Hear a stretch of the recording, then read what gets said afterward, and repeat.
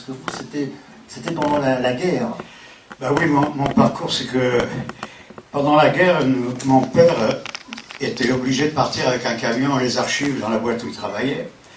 Et comme on avait 14, 15 et 16 ans, à 5 camarades, il nous a dit, bon, ben écoutez les enfants, je ne peux pas vous emmener, mais je pourrais vous reprendre en route à Orléans, il n'y a pas de crainte, vous faites du vélo tous les 5.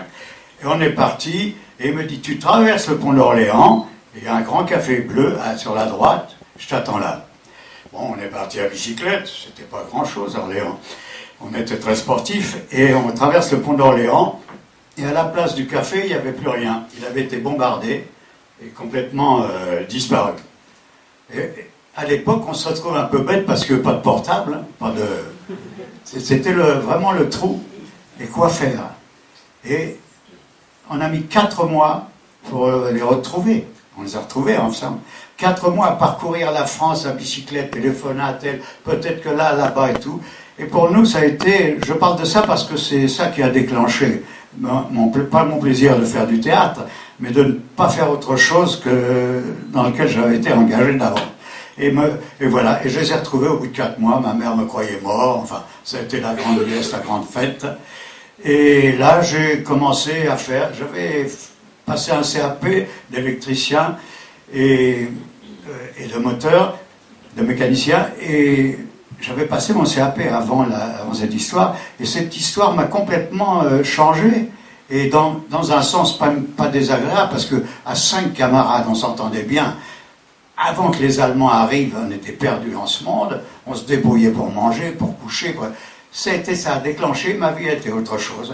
Et quand je suis rentré, avec le hasard, je suis arrivé dans le théâtre, mais vraiment par hasard. Oh, je peux le dire en 2 secondes.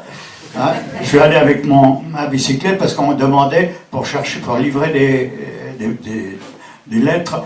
Et j'ai dit ok, je suis arrivé au Théâtre des Nouveautés, c'était l'adresse qu'on m'avait donnée. Et je vois la concierge derrière une vitre qui me fait non, au premier. Ah bon, j'attache mon vélo, je monte au premier.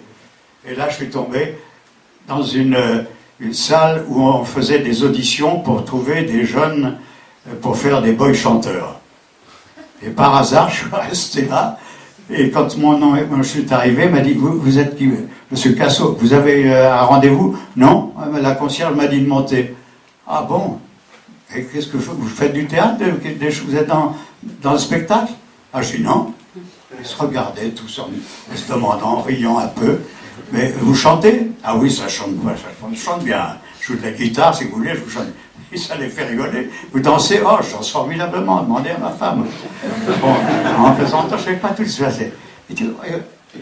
Ça pourrait marcher, hein?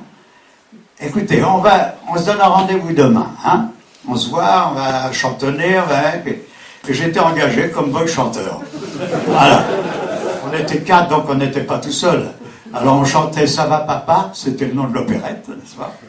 Et on dansait habillé en footballeur, après en smoking. Et c'est comme ça que ma vie est tombée dans le théâtre, si je puis dire, puisque les camarades qui étaient là faisaient déjà du théâtre, étaient dans des cours, ils m'ont demandé, tu vas dans un cours? Non, il faut que tu ailles dans un cours, si tu veux faire ce métier. Ah bon?